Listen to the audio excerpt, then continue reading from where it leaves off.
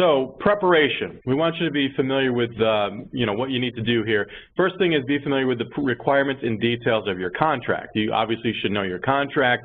You know what categories you have, what expenses are allowable, and what you've signed up for basically. So know that you're going to be claiming based on the categories and the items that you have listed in your contract budget. You need to know what your program manager or contract manager expects from you in your claim submissions. Last few slides of this, I'll get into a few details about specifically the OVS case manager ones. You have to have, or you should have your documents ready prior to logging in. So backup documentation you're going to need the supporting documentation that shows maybe an invoice and a paid invoice, a cash check or something like that. So you need to have all that ready to go. You have to have it scanned. You have to have it in a PDF and ready to upload into the system. Like I said, be aware of what categories your claims will fall under. If you have multiple items to claim, make sure you know how much your claim should add up to. So it's kind of a good double check. You do have the spreadsheet that you'll be working with as well, but make sure that everything adds up and you kind of know ahead of time what you're actually claiming. And of course, make sure that you have the right role to submit your claim. So remember, Grants Gateway is role-based, and you have to make sure that you have the right role to work on it. So, like I said, know the details of your contract. Is there an advance allowed? So you know, or you should know, for these CMS contracts, advances are not allowed for municipalities, but for not-for-profits, a 25% advance is allowed. So make sure that you, if you're claiming for that, make sure you realize 25% is the max. And of course, municipalities can't do it. It does say in your contract, specifically in attachment D of your contract, it talks about the advances. How often are claims required? So these are due quarterly, 30 days after the end of the quarter, but that also can be found in your contract, section 1B of attachment D of your contract. Okay, program expectations. So this is kind of what we're doing in this webinar, but know what your program manager or contract manager expects from you in your claim submissions. So you have to provide that FCR document, the spreadsheet. That's one thing you're probably used to doing if you've had this program before, and you're going to have to provide that as well. So different agencies or different programs might have different requirements. They would like you to submit separate attachments by category. So you might have a category for salary. You might have a category for fringe and for equipment or contractual or something like that. Have them all separate into separate uploads. And again, you'll see how that works in a little while. So that FCR, the quarterly fiscal cost report, is included in each claim. And there's a category called Other. You'll upload it into that. Actually, I think it's called Miscellaneous, not Other. Should fix that. And label description, so we want you to label it FCR Q1, Q2, something like that. And again, assure you that you have the invoice and proof of payment and that those items line up with your contract requirements. So what are the documents you need to provide, or what do they look like? They have to be PDFs. So we need only PDFs, and that FCR is a spreadsheet, so you have to convert that into a PDF. Your PDFs need to be not password protected. Make sure that they don't have security on it, so that's password protected. That will make our invoice that we create fail. It won't fail your payment. It just makes it harder for us to work on it, or harder for us to review it. PDFs obviously need to be readable. If you're scanning something, take a look at it and make sure that it's not just impossible to read because it's so small or it lost a lot of quality in the scan. So scans are allowed, scans that turned into PDFs, but native PDF documents are preferred because they will be much crisper. So follow your program manager, contract manager's guidance for how to prepare these documents. And this talks about a roll-up sheet or a cover sheet, and that would be the FCR that we're talking about precisely here. Okay, the right role. You have to log in with the right role. As with everything else in the Grants Gateway, this role is the Grantee Payment Signatory. So that person can submit a claim for payment. Now, other people in your organization with different roles can certainly start a claim. But they can only start it, they cannot submit it. So if you want to get to the point of actually submitting it, there's no point in logging in as one of these others, the Grantee System Admin, the Grantee Contract Signatory, or the Grantee. So if you don't have the appropriate role or somebody at your organization does not yet have the appropriate role, contact your grantee delegated administrator. You should have one, at least one, maybe two in your organization, and they can add the account and that role of Grantee Payment Signatory. Okay, so you received emails, I believe you all received emails with some of these bullet points, and I'm just going to go over them. So all case manager contract holders must submit their advance and quarterly claims through the gateway. So for this year, the CMS contracts, they're only done in the gateway. No paper claims will be accepted. Electronic payments only apply to your case manager contract. So if you do have other contracts with OVS, realize this is the only program right now that we are using the gateway to actually put in your claims. So those other programs, those other contracts will not change the way you submit claims for them. Fringe supporting documentation is not required when submitting a claim for case manager.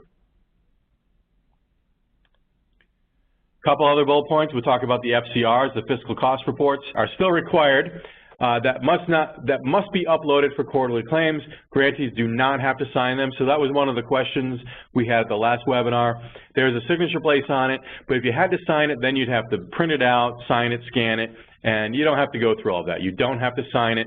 The fact that you are uploading into our secure website with a secure user ID, that will handle the fact that we want it signed. So don't worry about physically signing it.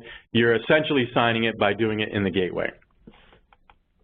You are still required to submit your FCR even if your organization had no expenditures for the period or for the quarter. So in that instance, there's nothing in the gateway to put in. You're not going to submit a claim for $0, so email that to your contract manager instead of putting it into the gateway.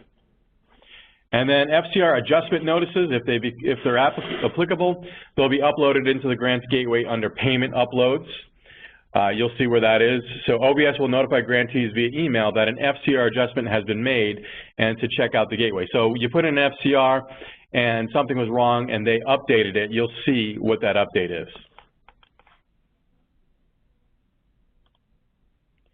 And final claims, I mentioned this a few minutes ago, but with the traditional contracts, the programs that will be allowed 60 days from the end of the fourth quarter submit their final claim. So since the end of the fourth quarter of the case manager contracts end on 3/31, that you have until 5/30, so May 30th of next year, to submit their fourth quarter claim.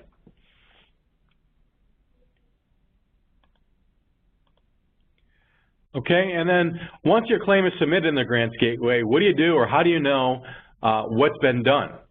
So the status will change to the status called payment in review. We'll see that when I do one. You'll no longer have a task for a payment. So when I create a payment, it'll give me a task. And then how do you follow the progress? Well, there is you can look at the current payment status by searching for the payment.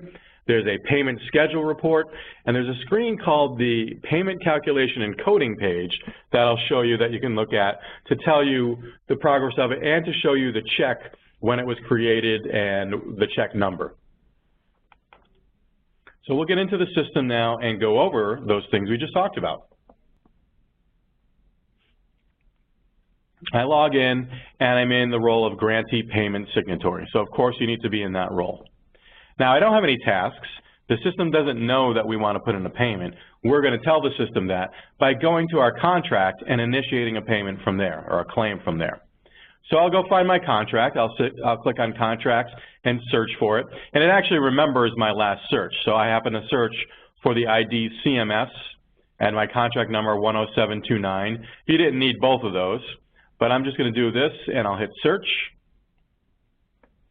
And there I found the contract I want to put in a claim for. You can see the name of my organization is Test Organization. This is my contract number, and my contract is for $49,973. So let's click on the application number, which brings us to the contract main page. So everything should look familiar to you here if you've used the gateway before. Same buttons are here. We've got our forms menu. You probably did your budget in the forms menu, and a bunch of different attachments and information can be found in there. But where do you find the claim section? That's right here under Progress Reports and Related Documents. And you can see we've got an option here called Initiate a Payment. So just to recap, I searched for my contract, I found it, and I clicked on it, and I go to the green buttons here, hover over progress reports and related documents, and I click on initiate a payment. So you can see you should wait while it's spinning. Don't click on something else. Let it go. And I've definitely seen people who have clicked that button again and gotten 2 or 3 blank payments. So just let it process. It does take about a minute to process the claim when you click on it, or to start the claim, I should say. So what's going to happen when I do that, and it just did happen, I now am in a new document. It's my invoice, and the document has a unique ID, and in fact, it's my contract number, OVS 01 C10729GG 1080200, but with the letters I and V for invoice in the beginning, and 001 for the payment or claim number at the end. So this is my first claim, obviously. And we're brought to what's called the payment main page. This would be a roll-up of the payment. Of course, I haven't done anything yet, so it's all blank. But let's take a look at what our options are now. So these buttons are still here, but the Forms menu is slightly different. We click on Forms menu. We can see I've got 2 options here, Payment Properties and Notes. We'll talk about Notes later. So Payment Properties is where you tell the system, what kind of a claim am I putting in for? Am I putting in for a claim or an advance? So in this case, I'm going to do an advance. I'm a not-for-profit, and I want to make sure that I put in for my advance. And is this my final payment? No, it is not. And what is the period for this? So I'm going to put my period as 4/1/2018 to 6/30/2018. Now, how do you want to get paid? This has 2 options. My organization has, in SFS, the statewide financial system, we have a main check, so a physical payment is mailed, a physical check is mailed, or main e-pay. This is the electronic ACH payment. And I'm going to pick my main e-pay. And you want to pick what address it goes to. This one, you can see, obviously, I only have 1 option. So there's really nothing to pick in the drop-down. And your payment IRS code is not something you'll probably have to worry about. You can see it allows us to leave it blank. There's no red asterisk for it. But if something here applies, you can put it there, but I don't think it will. Notice these adjustment payment and offline payment, those are grayed out, not something you have to worry about. So again, I'm calling a claim, I'm putting in the period amount, the period dates, I'm selecting main e-pay because I want it to be paid electronically, and I verify the address and I hit save. So by virtue of me picking the word advance here, I've now told the system, set me up in the Forms menu for an advance type of claim. And if I go back to my invoice claim Forms menu here, I now have a couple new pages. I have advance request, payment voucher preview, payment uploads, and there's that notes that we talked about. So you can see the red hand at advance request.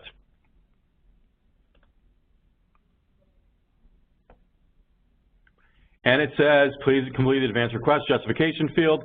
The advance amount requested is a required field. Okay, so we have pretty easy calculation here. It takes my account, or it takes the amount of my contract, $49,973, and it knows that I am allowed a 25% advance, so it says I can ask for up to $12,493.25. The advance request justification text we want you to put in is this. For the terms of the contract, we are requesting a one-time 25% advance. So it doesn't have to be exactly that, but the gist of it is, you know, it is in the contract. So it's easy enough just to write that down in an email or get that in an email and type that in there or paste it in there. All right, so if I hit save, I'm going to get an error, and you'll see why. Because the accept checkbox is required. That's down here, and that is me basically certifying. It says, I certify that the above bill is just, true, and correct. Now, in this case, it's an advance. There really is no bill that we're putting in. There's no supporting documentation that we really need. But I did accept that. You're never going to be able to submit your application and your payment until you do that. And notice what happens is it grays that out. So it doesn't let me change that anymore once I hit accept. Now, if I had put in a different amount, like $13,000, it would have given me an error for that as well, because I'm only allowed a max of 25%, which is $12,493.25. All right, so I've filled out my advance request. I've said how much it is. I've put in the justification, and I hit accept. I go back to the Forms menu, and there's a payment voucher preview, payment uploads, and notes. We're going to ignore those right now, because we'll do those when we get into a claim. A payment voucher will show essentially a screenshot of everything we're doing here. Payment uploads, it's going to be blank right now. We are going to upload something when we do our regular claim, not for our advance. And then notes, this is something that you can use as you go through the system. And it allows you to make a note that basically just stays on throughout the history of this payment. Maybe you might want to explain something a little better. And what it does is it goes to OVS. They can log in, they can look at your payment and see that you've left a note. They can reply to it, or they can do what they need to do, or just know the thing that you're talking about. So if I type, here is a note to OVS, and I hit save, you'll notice that it says Jeff Payment has saved this at 2/22 in the status of payment in process, and here's the note I wrote. So I could come back later and look and see if there was a reply from them, from OVS, my contractor program manager. So I put it in the note, and I'm now going to submit my request for payment here. And that's easy enough to do. If you go back to the Forms menu, or really any page in here, we can see, just like you've done for contracts or applications, under status change you have an option, and that's called payment submitted. And I'll click apply status, and it says, do you agree to this? Certify that the information provided is just, true, and correct. Yes, it is. I agree. And you can see it's now been submitted. So how do I know it's been submitted? If you click on details, it's now in the status of payment and review, PM, for the program manager. So it's no longer a task for me. It's no longer something I can work on. If I went to the Forms menu, and let's say I looked at the advance request, we knew that was grayed out.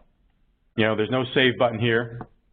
If I went to the payment uploads, you can see there's no save button here. Okay, so I'm going to go back to the main page here, and you can see there's my my overview here. All right, so what I did was I went to progress reports and related documents, and I started a new payment for my advance. Let's do another one now. How do I get back to my contract? I can click it right here if I want, or maybe you're logging in again. I log in from the home page, I go to contracts, and I search for it.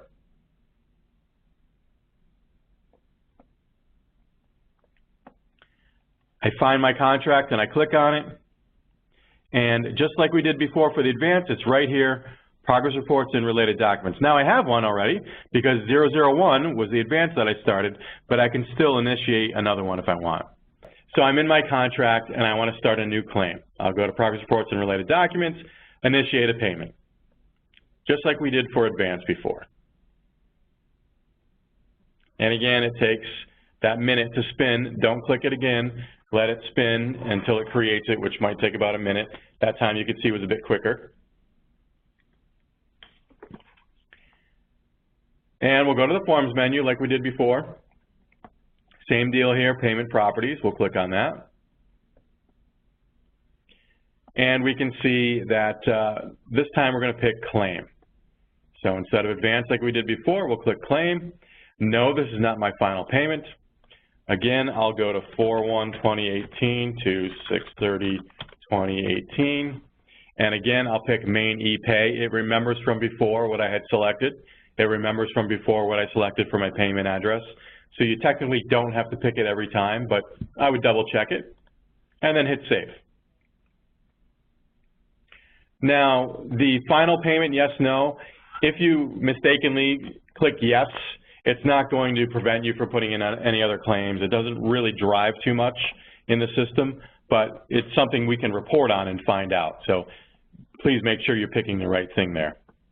All right, so just like with Advance, once I hit Save on this Payment Properties page and I go back to my Forms menu, I've got now a few different options.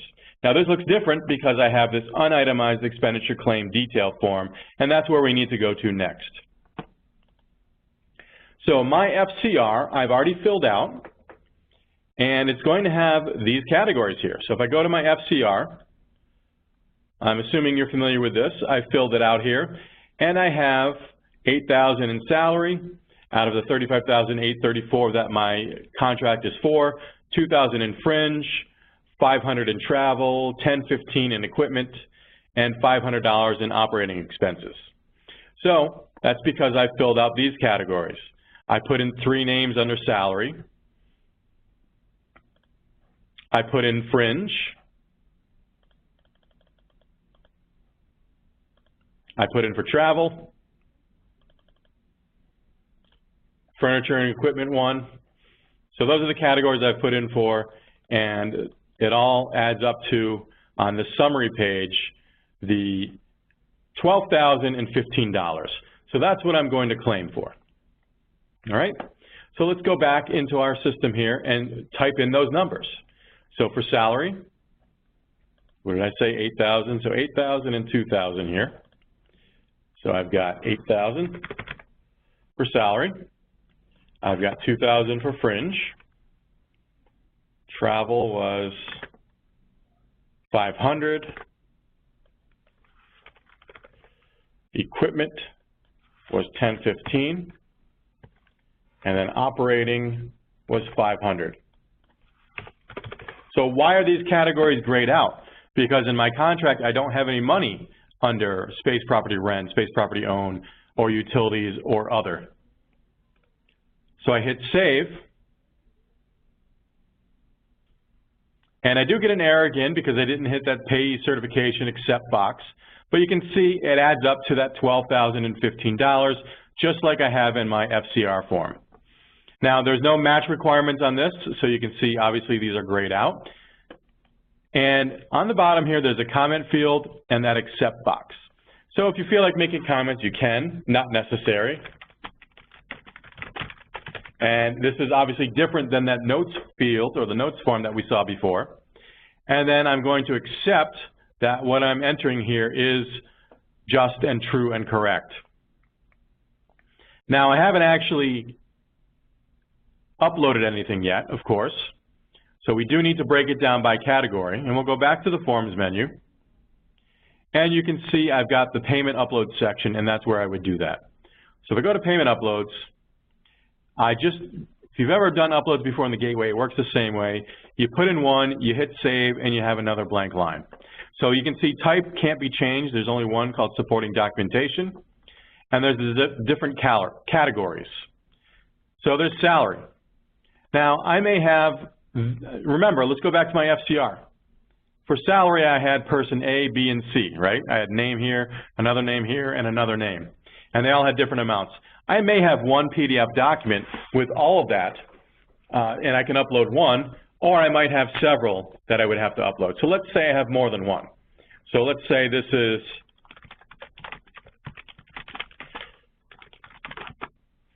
something like that. Payment records for person A, and then browse, and I'm going to make that an attachment.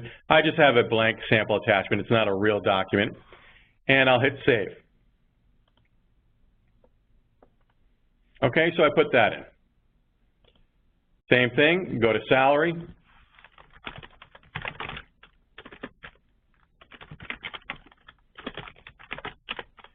You might even want to put in the amount. So person B was $2,000.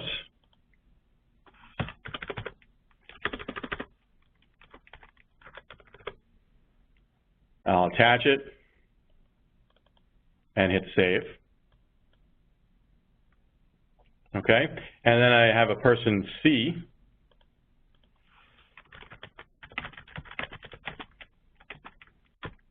And that was, I think, $4,000. Yep, $4,000. And I'll attach it and hit save. So you can see Every time you save something, you have this view file. I can click on it and open it up. And of course, this is just a sample attachment. Yours would be the real document, but of course you want to make sure that you did upload the right document for the right category and the right description. If you didn't, you can delete it by checking the checkbox here and then hitting the save button. That will remove that item you uploaded. All right, so besides salary, what else did I have? I had some travel. So mileage for XYZ for $500.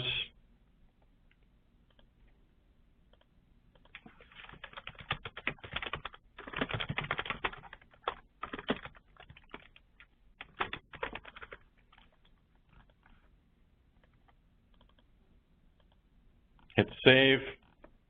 And I'm just going to do one more here. And let's say we have a laptop for $10.15 under furniture and equipment. All right, so that would be under equipment right here for $10.15, and I'll make my attachment. So notice I attached only PDFs. We don't want you to attach anything else. The system won't allow it. So under supporting documentation, it's going to go under miscellaneous and is my FCR for Q1. Now, I cannot attach this Excel spreadsheet. System won't allow it. I have to do something to save it as a PDF. Now, if you try to save, do File, Save As, you can only save the first page that you're on unless you go File, Save As. We're going to select PDF. Where is it? And there's a More Options here. If you selected More Options and picked Options right here, and Entire Workbook. So I'm saying don't publish or print just the active sheet, which is the default. Do the entire workbook. And I'll just do OVS FCR 1, or let's say Q1. And I'll save that to my desktop here. So if you have Word 2016, you can, or Office 365, you'll have no problem doing that. Again, I did File,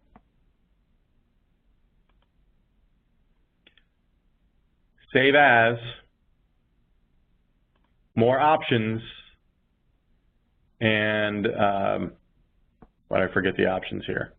Oh, go to PDF first, and then pick the options right here. Okay, so you do have to do that, and when you do that, you'll have your PDF. Let me show you what it looks like if I go to my home page or my desktop. This is what that looks like. We can see it's 24 pages. Some of the pages will be blank because, of course, I didn't utilize all the pages, but all the details that I need are in here.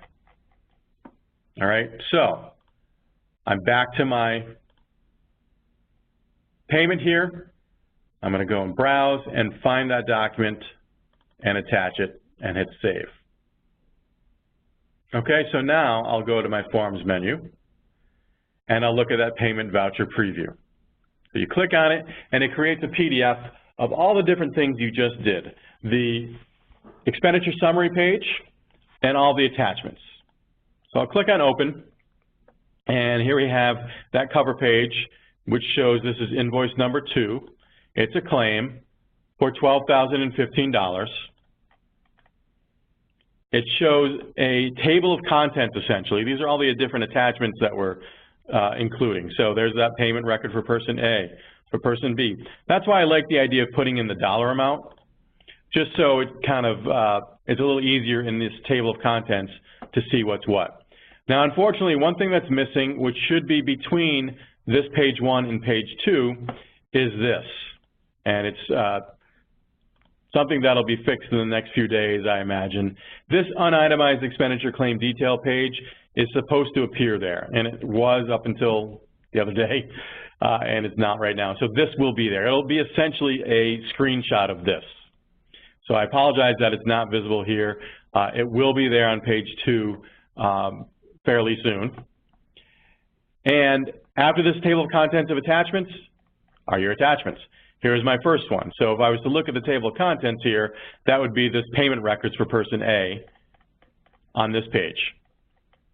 And then we've got the next one, and the next one, and so on.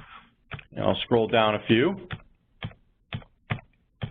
until we get to my last one, which of course is my my Excel sheet that I saved as a PDF. Okay, so there's the cover page, there's the details, and then the different line items, which again I have some that are just blank. Let me find one that's not. Fringe, for instance. Okay, I can see this is the wrong one I attached. But that's what happens. What you do is when you click that preview, you're basically saying you're looking at what you're submitting to OVS. All right? The last thing here is notes. If I wanted to put in a note, remember I did one for the previous one, not for this one. Again, not required. I put it in though. I hit save. And it timestamps it with who wrote it and at what time. All right, so just a quick recap. I came into my contract. I went to progress reports and related documents. I started a new invoice, in this type a claim for payment. I filled out my payment properties, saying that it was a claim. By saying it was a claim, it gave me a different forms menu, allowing me to fill out the unitemized expenditure claim detail. I put in the details from each section here. The category of expenses, they add up to $12.15 or $12,015. I went back to the forms menu and to my payment uploads, and I uploaded all the supporting documentation, including my FCR for Q1.